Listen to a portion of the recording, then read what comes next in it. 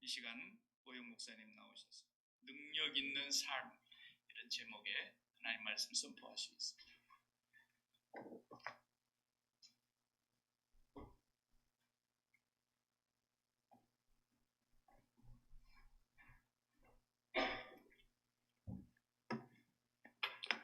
할렐루야. 먼저 하나님께 영광을 돌립니다. 특별히 제가 이제 이번 주에 이제 또 한국에 나가는데 있는 동안에 사실 여러분을 한 번 찾아뵙고 인사도 드리고 좋은 교제를 나눠야 되는데 이 코빅이 그것을 하지 못하게 하더라고요. 많은 분들이 또 연락이 와서 오더라도 만나는 그 자체가 오히려 폐를 끼치는 것 같습니다. 제가 있는 동안에 여러분에게 많은 사랑을 받았는데 참 갚을 길이 없습니다. 또 생각날 때마다 기도해 주셔서 저의 사역의 열매를 맺게 해주신 것 감사합니다. 베드로가 그런 얘기했죠.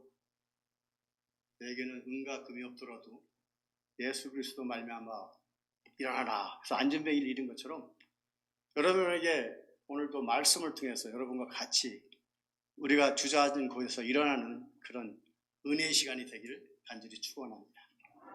잠깐 기도하겠습니다. 할렐루야. 하나님 감사합니다.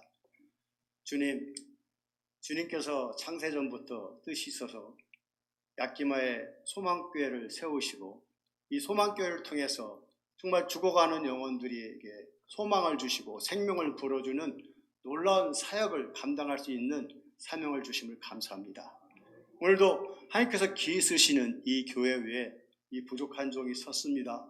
주님, 저의 부족한 모습 가려주시고 성령의 기름을 부어서 전하는 저와 듣는 자가 다 함께 하나님께 영광을 돌리는 귀한 예배의 시간이 될 수 있도록 축복하여 주시옵소서. 우리의 능력이 되시며 우리의 소망이 되시는 예수님 이름으로 기도하였습니다. 아멘. 제가 코빅을 통해서 가장 안타까운 것은 살아가는 삶들이 너무나 침체되고 있다는 것입니다. 사업을 하시는 분들, 직장에 다니는 사람들, 그 관계가 예전보다 점점점 멀어지고 또 그 무엇보다도 가장 가슴이 아픈 것은 우리의 신앙인들이 어떤 살아있는 신앙이 아니라 죽어가는 신앙을 볼 때 가장 가슴이 아팠습니다.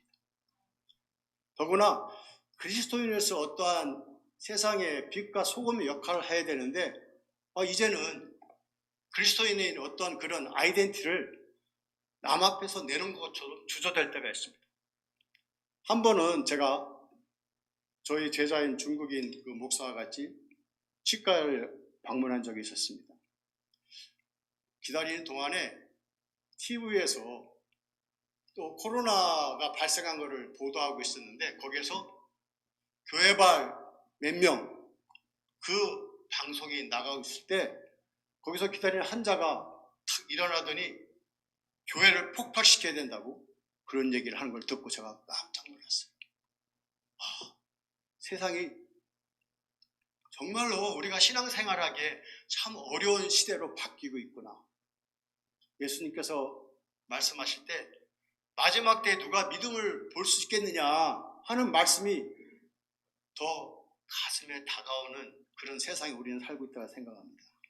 저는 오늘 말씀을 통해서 여러분에게 우리가 지금 이렇게 주저앉는 신앙에서 일어나서 정말로 세상에 능력 있는 삶으로 사람들을 변화시키는 엘리야 같은 그런 선지자가 우리가 다 되기를 원하는 마음으로 이 말씀을 준비했습니다. 오늘 우리가 보면 엘리야가 시작하는 첫 절이 나옵니다. 그리고 우리가 여러분이 잘 아는 그 사르파 가브의 얘기가 나옵니다. 저는 그 말씀에 숨겨져 있는 비밀을 좀 더 지금의 세상과 비교하면서 같이 나눔으로써 우리에게 오늘도 이 말씀이 생명의 양식이 되기를 간절히 소원합니다. 우리가 읽었던 열왕기상 17장 1절에 보면 그 앞에 있는 말씀이 그 시대적 환경을 얘기하고 있습니다. 제가 한번 읽어드리겠습니다. 열왕기상 16장 16장 34절에는요. 그 시대에 벨 사람 히엘이 여리고를 건축하였는데 그가 그 터를 쌓을 때 맏아들 아비람을 잃었고 그 성문을 세울 때 막내 아들 수굽을 잃었으니 여호와께서 눈의 아들 여호수아를 통하여 하신 말씀과 같이 되었더라. 그 시대가 어떨 때일까요? 어떤 시대였기에 여호수아를 통해서 말씀하신 무너진 여리고성을 건축할 때 그 저주의 말씀을 듣지 않고 이 사람은 이렇게 행동했을 거예요. 틀림없이 여리고성을 건축하면 네 첫아들과 막내 아들을 잃어버린다고 하나님께서 저주의 말씀을 했는데도 불구하고 이 베델 사람 히엘은요 건축하였다는 것입니다. 어떤 시대였을까요? 지금도 우리에게는 수많은 하나님의 말씀을 무시하고 뭉개고 믿는 사람을 조롱하는 때에 우리는 살고 있지 않습니까? 오늘 그 시대가 어떤 시대인가 성경은 얘기했습니다. 그 시대는요 아합이 북이스라엘을 다스린 22년 동안의 세월이었습니다. 성경은 아합을 우리에게 이렇게 설명합니다. 그는 그 이전 사람보다도 여호와 보시기에 악을 행한 사람이라고 했습니다. 아합은요 그 전에 있던 어떤 사람보다도 여호와 보시기에 악을 행했다는 것입니다. 사람 보기에는 어떠실지 모르겠지만 여호와 볼 때는 가장 악을 행했다는 사람인 것입니다. 그가 왕이었다는 것입니다. 또한 그를 설명할 때 여로보암의 죄를 가볍게 여겼다고 말씀하십니다. 여러분, 여로보암은요 솔로몬의 아들인 르호보암과 여로보암으로 북이스라엘과 남유다가 갈라집니다. 그때 북이스라엘을 첫 번째 다스리는 왕입니다. 여로보암이 어떤 죄를 졌는지 성경은 얘기합니다. 어떤 죄를 지신지 아십니까? 그는 갈라진 다음에 첫 번째 한 일이 금송아지 둘을 만들었어요. 그리고 베델과 단에다가 성전을 만들고 금송아지를 하나님으로 섬기게끔 만드는 정말 상상할 수 없는 악을 저질렀던 사람입니다. 그것뿐만 아닙니다. 또 그는요 제사장을 레위인으로 세워야 되는데 일반 사람으로 제사장을 삼아서 제사를 멋대로 드리겠습니다. 또한 그 일로 끝난 게 아니라 어떻게 하면 이스라엘 사람들이 하나님 앞에 절기를 지키지 못하게 하기 위해서 또 자기가 이스라엘 예루살렘에서 하나님 말씀에서 정해진 절기와 비슷한 날짜를 정해서 절기를 정했습니다. 왜요? 예루살렘에 가서 하나님 앞에 예배를 드리지 못하기 위해서 비슷한 날짜를 정했다는 것입니다. 그런 일을 한 그 죄를 보다도 아합은요 그걸 우습게 얘기했다는 것입니다. 가볍게 얘기했다는 것입니다. 그거로 끝났습니까? 아합은요 그 시대적 보면 자기 아내를 택할 적에요 옛 바알의 딸 이세벨을 구했다고 성경을 써 있습니다. 옛 바알의 딸이 무엇입니까? 옛 바알이라는 것은 바알을 숭상하는 사람들, 그런 선지자, 우상을 섬기는 사람의 딸을 자기 아내로 삼았다는 것입니다. 겁이 없었어요. 하나님 보기에 정말 악을 행한 사람입니다. 산당을 짓고요, 아세라 상을 짓고 거기에다가 사람들이 예배를 드리고 섬기기를 했던 사람이 아합입니다. 그런 시대적 배경이 있었기 때문에 오늘 여리고성을 쌓다가 죽은 그 저주를 받은 사람이 거침없이 했다는 것입니다. 지금 요사의 우리 시대적 배경을 보십시오. 점점 날이 갈수록요 성경의 말씀은요 묻혀지고 있습니다. 그러나 저는 이 말씀을 깊이 묵상하면서 깨달은 게 있습니다. 어떠한 시대적인 배경은요 결코 하나님의 말씀을 꺾지 못한다는 것입니다.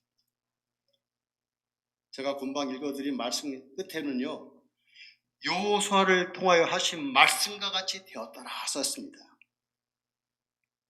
성경은 우리에게 말씀하십니다. 예수 그리스도는 어제나 오늘이나 영원토록 동일하시다고 말씀하십니다. 믿습니까?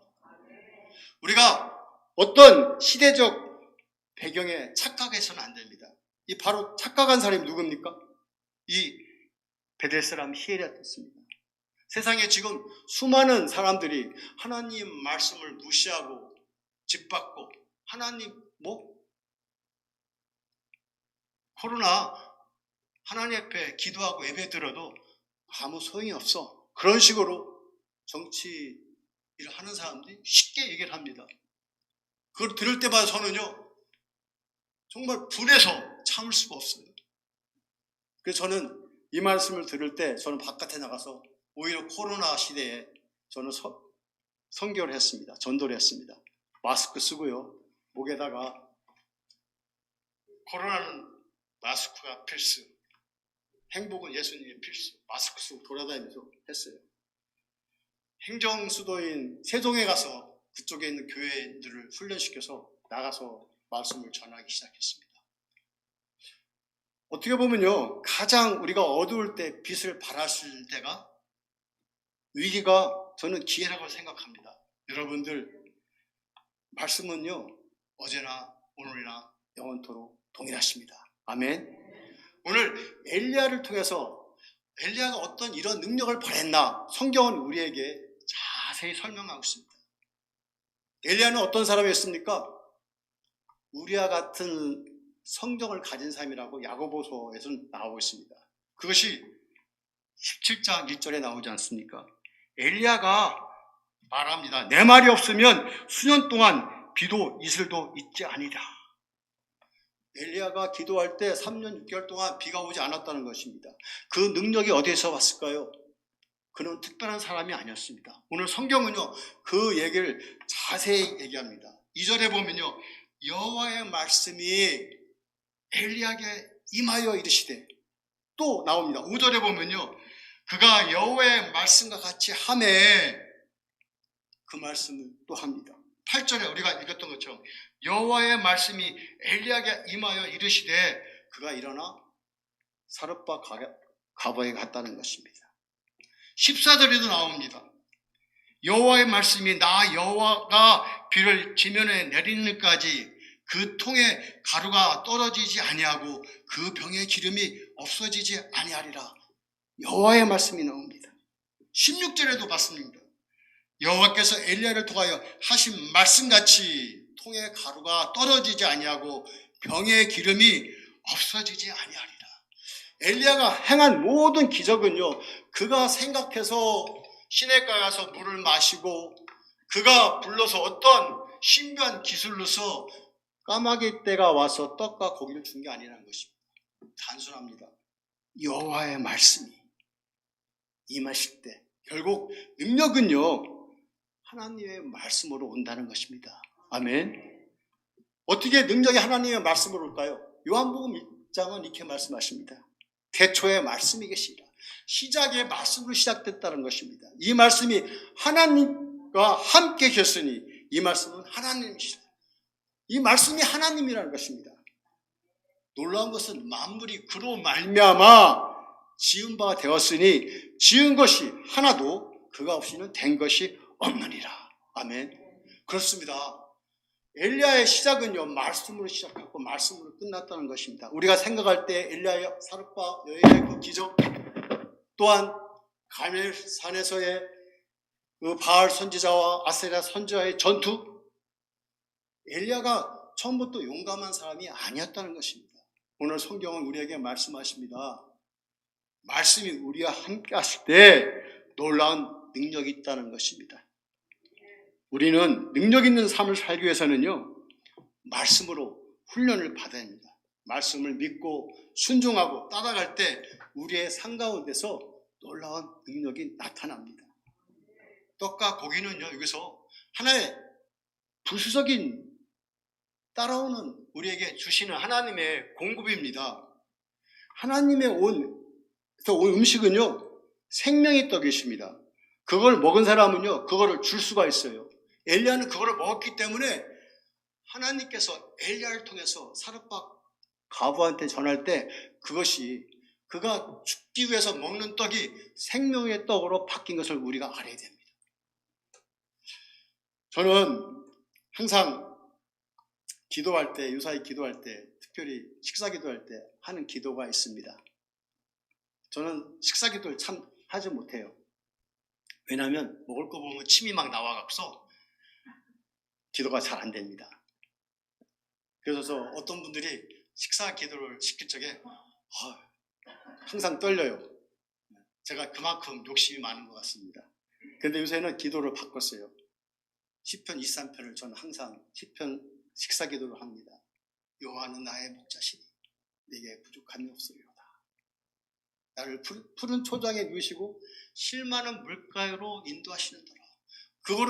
그거로서의 식사 기도가 될 것 같은데 항상 그 다음 걸 합니다. 내 영혼을 소생시키시고 자기의 이름을 위하여 나를 의의 길로 인도하시니.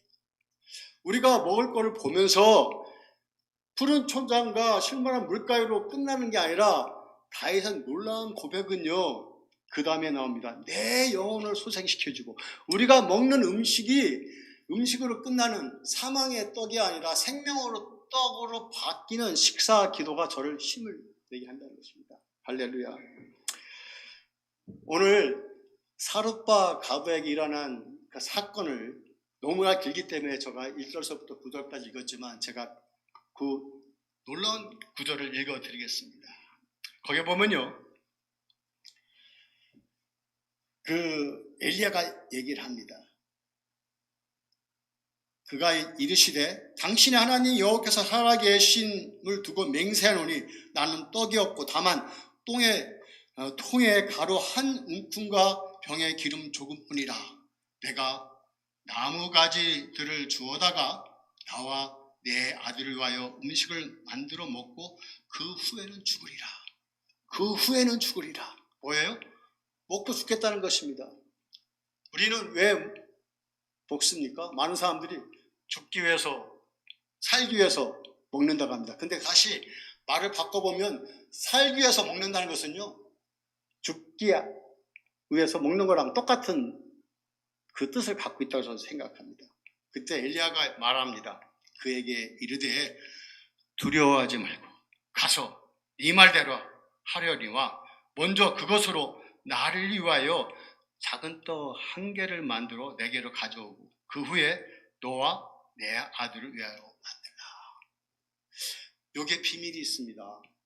여기에 비밀이 있어요. 뭡니까? 두려워하지 말라는 겁니다. 네가 하는 거 그대로 가서 음식을 만들라는 겁니다. 그런데 비밀이 뭡니까? 먼저 나를 위하여 작은 떡 한 개를 가져오라는 것입니다. 여러분, 이 말씀을 들을 때 어떤 성경의 말씀이 생각납니까? 먼저 너희는 그의 나라와 그 의를 구하라. 그리하면 이 모든 것을 너희에게 더하시리라. 아멘. 많은 분들이 이 성경의 말씀을요, 내가 하나님 앞에 먼저 무엇을 드리면 모든 것이 풍성한 것으로서만 이해를 하고 끝납니다. 안타까워요. 우리가 한 걸음 더 나가야 됩니다. 이것은요, 우리가 먹는 모든 것들이 예전에는 사망의 떡이었지만 먼저 하나님의 나라와 그 의를 구할 때 그 떡은 생명의 떡으로 바뀐다는 것입니다. 할렐루야. 우리는 성경을 볼 적에 항상 물질적인 것에 대해서 축복, 기적을 바라볼 때가 있습니다. 오늘 사르밧 가부의 그 비밀은요, 먹고 마시는데 초점이 있지 않습니다. 많은 설교자들이 어떤 때는요, 여기에 초점을 맞춰갖고서 그저 물질적인 축복을 선포할 때가 저는 가슴이 가장 아파요. 마치 여기에 초점을 맞추면 아브라함이 100세에 이삭을 낳은 것에 초점을 맞출 뿐입니다. 그거는 하나의 클라이막스가 아닙니다. 클라이막스는 그 위에 아브라함이 이삭을 하나님께 드릴 때가 클라이막스입니다. 모든 기적, 체험의 클라이막스는 먹고 마시는 데 있지 않다는 것입니다. 그것을 넘어서는 그 놀라운 비밀이 있다는 것입니다. 오늘 사르밧 가부는요, 엘리야의 말을 듣고 그 작은 떡을 먼저 엘리야에게 줌으로써 그에게 놀라운 축복이 임합니다. 가문 동안, 그 3년 6개월 가문 동안 먹을 것이 떨어지지 않았다는 것입니다. 그런데요, 생명의 떡과 사망의 떡을 먹은 사람들이 차이가 있습니다. 오늘 이 여인은요, 그 떡을 먹음으로써 놀라운 일이 발생한 것입니다. 한번 볼까요? 18절에 이렇게 써 있습니다. 여인이 엘리야에게 이르되 하나님의 사람이여 당신이 나와 더불어 무슨 상관이 있기로 내 죄를 생각나게 하고 또 내 아들을 죽게 하려고 내게 오셨나이까. 떡을 먹었는데 그 아들은 죽었다는 것입니다. 우리가 생명의 떡을 먹을 때에 우리에게 나타나는 것이 무엇인지 아십니까? 죄가 생각나게 돼요. 죄가 나타납니다. 우리가 이 교회 하나님의 말씀, 생명의 떡을 우리 박 목사님이 선포될 때 여러분의 마음속에 변화가 일어나지 않습니까? 제일 먼저 변화가 무엇입니까? 내 안에 있는 죄가 나타나기 시작한다는 것입니다. 죄가 나타나지 않으면 그 사람은요, 하나님의 말씀을 생명의 떡이 아니라 사망의 떡으로 먹고 사는 사람입니다. 예수를 믿을 때 제일 먼저 우리 안에 일어나는 두려움이 있습니다. 저만의 경험이 아니라고 생각합니다. 아, 내가 죄인이구나. 내 죄를 어떻게 할까 하는 그런 고백이 나타납니다. 나 같은 사람을 하나님께서 위에서 십자가에 못 박혀 죽으셨어? 그 은혜와 동시에 두려움에 우리가 떨기 시작합니다. 그래서 그 죄를 고백함으로써 하나님 앞에 나갈 수 있다는 것입니다. 이 여인의 고백처럼 내 죄를 생각나게 하고, 여러분 요사이 하나님의 말씀을 전하는 우리 박 목사님 말씀 듣고 어떤 죄가 생각나십니까? 생각이 안 나면 우리 박 목사님, 제가 존경하는 그런 목사님이 아닙니다. 여러분의 안에서 날마다 제가 말씀을 들을 때마다 여러분 일주일 동안 죄 지었던 것이 생각이 나야 된다고 생각합니다. 저는요, 이 말씀을 생각하면서 이 여인이 어떤 죄를 생각했을까 갑자기 떠오르는 생각이 있어요. 왜? 저는 사역자이기 때문에 사역을 하면서 주시는 놀라운 하나님이 공급이 있습니다. 공급이 있어요. 떡과 고기를 주십니다. 근데 어느 순간에 갑자기 내 안에 이 떡과 고기가 하나님의 사역을 사용되지 않고, 야, 이거를 잘하면 돈도 벌 수 있겠네? 무서운 생각이 들 때가 있어요. 그리고 그와 같이 하는 사람들 굉장히 많습니다. 여러분, 하나님께 여러분에게 물질과 축복을 주셨습니다. 그 축복이 그냥 먹고 사는 거에 거기에 초점을 맞춘다. 여러분, 이 여인의 고백과 동일하다고 생각합니다. 하나님 주셨어. 조금 더 그런 생각을 가졌다면 저는 그게 죄라고 생각합니다. 여러분, 생명의 떡을 죽음의 떡으로 만들지 마십시오. 그래서 예수님께서 말씀하십니다. 회개하라, 천국이 가까웠다고 말씀하십니다. 저는 어젯밤 꿈을 꾸었습니다. 굉장히 창피한 꿈이에요. 제 꿈속에서 제가 어떤 사람께 물건을 제가 가졌어요. 여러 가지 사연이 있는데 간단히 제가 물건을 가졌는데 그 사람이 저한테 그걸 찾으러 왔더라고요. 당신이 그거를 갖고 있지? 줘. 근데 제가 꽉 갖고 있으면서, 아니, 내가 안 갖고 있어. 갖고 있잖아. 안 갖고 있어. 근데 그걸 주면 엄청난 손해를 보는 그 스토리예요, 꿈에서는요. 그래서 제가 끝내, 난 안 갖고 있어. 그래서 마음의 양심이 막 꿈속에서도 찔리는 거예요. 근데 끝내 제가 안 갖고 있다고 얘기하고 꿈을 깼습니다. 제가 일어나자마자 회개를 하기 시작했습니다. 하나님, 꿈속에서 나의 모습을 보니까 아주 내 안에는 끝없는 죄악이 있습니다. 저를 용서해 주십시오. 그런 기도를 하기 시작했습니다. 오늘 설교를 해야 되는데 왜 꿈속에서 내가 죄를 짓는 꿈을 꿨을까? 굉장히 제 마음을 흔들리게 했는데 오히려 그 죄를 시인하니까 제 마음속에 기쁨이 넘치기 시작했습니다. 성경을 우리에게 얘기합니다. 죄가 생각날 때 우리가 우리 죄를 자백하면 그는 미쁘시고 위로우사 우리 죄를 사하시며 우리를 모든 불의에서 깨끗하게 하실 것이요. 아멘. 할렐루야. 우리가 생명의 떡을 먹을 때마다 우리는 죄를 토해야 되고 죄에서 멀리 가야 됩니다. 오늘 사룻바 가부의 클라이막스는요, 하나님 주신 우리에게 주는 놀라운 그 기적의 비밀에 숨은 것은 아들의 죽음이라는 것입니다. 아들의 죽음이에요. 아들이 그냥 죽지 않았다면 아마 그 여인은 먹고 마시는 사망의 떡, 죽음의 떡만 먹다가 끝났을 것입니다. 그러나 그가 아들을 죽음을 통해서 그는 고백을 했다는 것입니다. 죄가 생각이 났다는 것입니다. 그리고 엘리야한테 와서 이렇게 토해낼 수 있다는 것입니다. 여러분, 저는 능력 있는 삶은요, 무엇일까 생각하면서 이 말씀을 곰곰이 생각했습니다. 이 아들은 죽었습니다. 그러나 엘리야를 통해서 다시 부활하는 놀라운 능력을 받았다는 걸 우리가 기억해야 됩니다.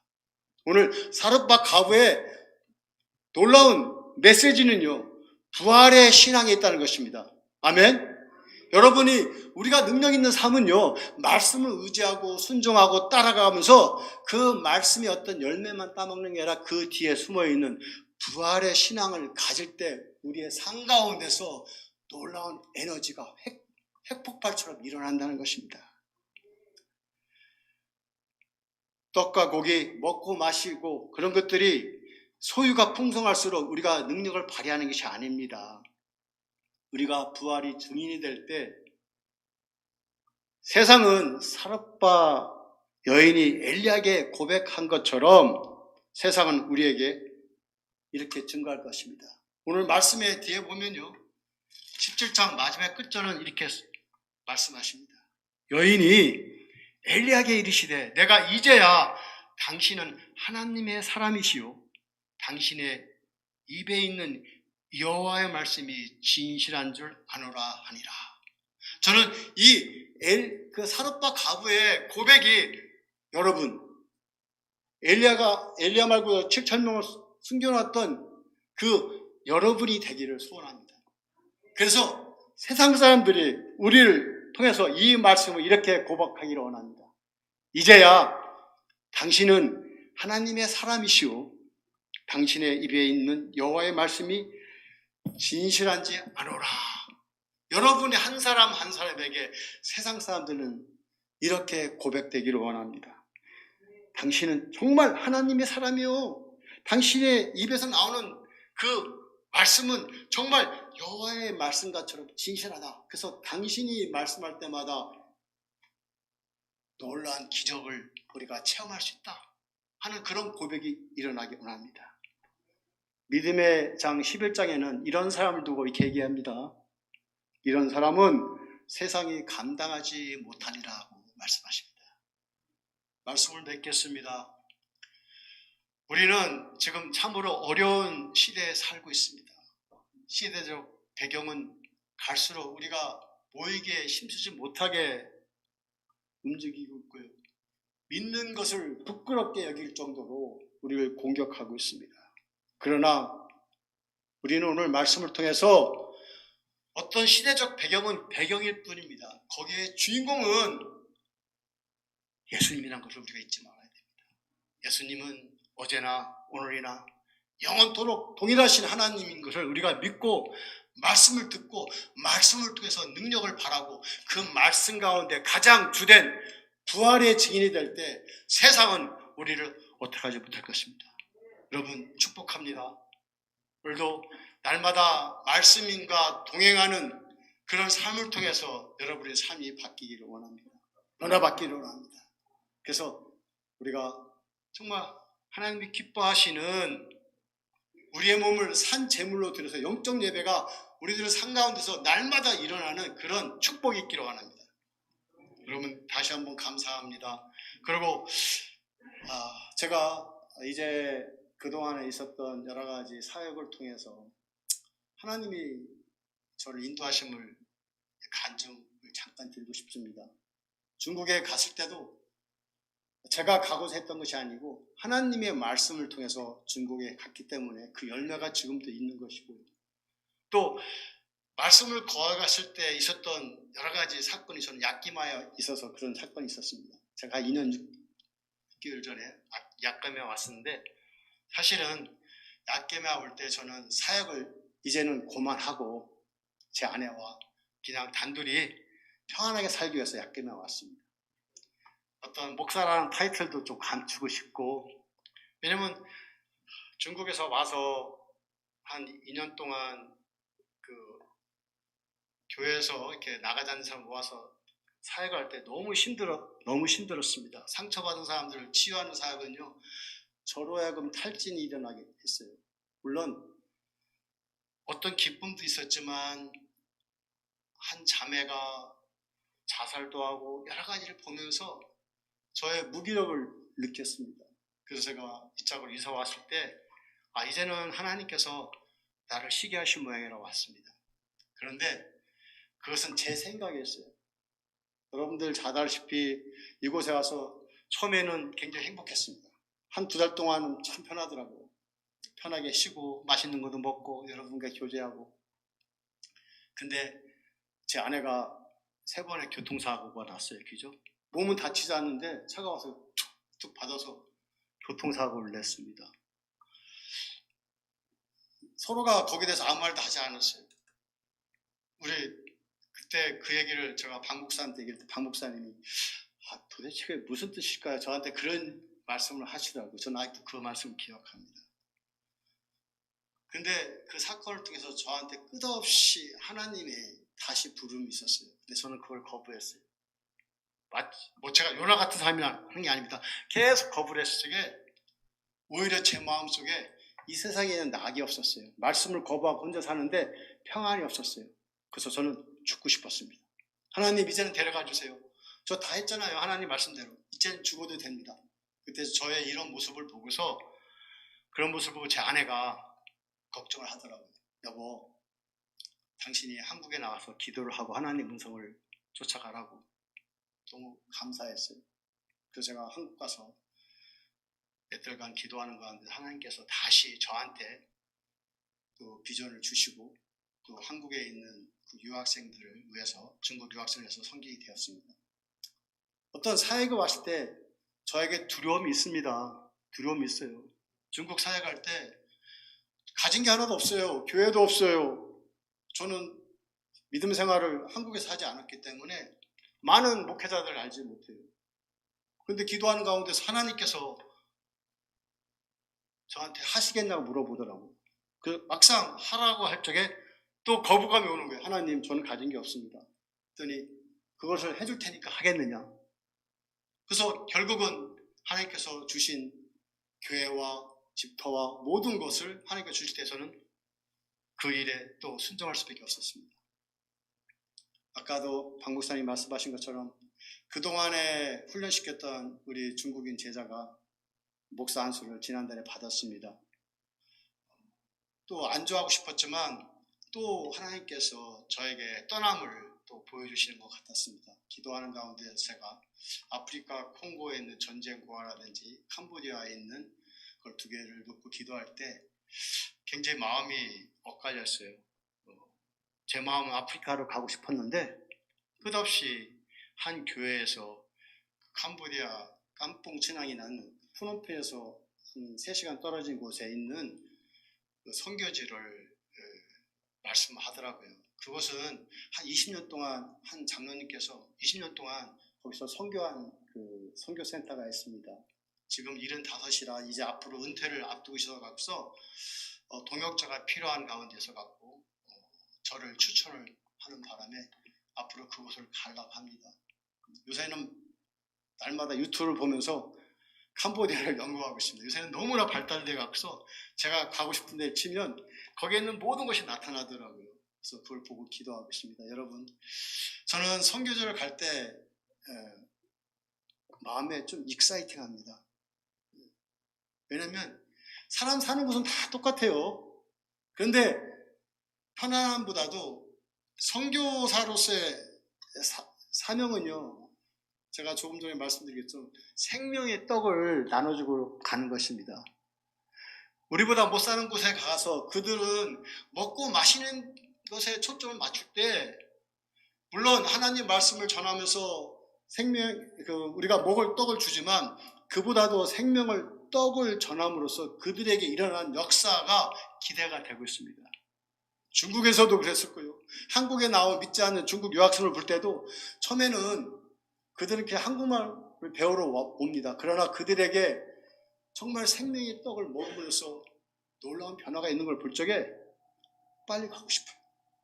빨리 가고 싶어요. 저는 1월 달에 떠납니다. 이제 가서 2주 동안 격리하고 12월 동안에 준비를 해서 1월 달에 가고자 합니다. 여러분, 저는 여러분의 기도가 필요합니다. 저번에 우리 안 권사님이 잠깐 저희 집에 와서 제 아내한테 뭐 이렇게 하면서 이렇게 저한테 말씀하더라고요. 제가 목사님을 우리가 새벽에 기도한다고. 그 말 들으니까 갑자기 막 속에서 막 기운이 막 오는 거예요. 막 할렐루야 됩니다. 선교사는요, 여러분의 기도를 통해서 먹고 살아요. 진짜 그럽니다. 여러분, 물론 이 교회에서 선교하시면 열심히 하십시오. 그러나 조금 여유가 있으면 저를 위해서 기도해 주십시오. 그럴 때 저는 여기 저기 조금 하시는 그 기도를 통해서 누구보다도 많은 열매를 얻고자 합니다. 여러분 부탁합니다. 기도해 주시고 여러분도 그 생명의 떡을 전할 수 있는 놀라운 우리 약기마의 소망교회가 되기를 간절히 다시 한번 축원합니다. 감사합니다.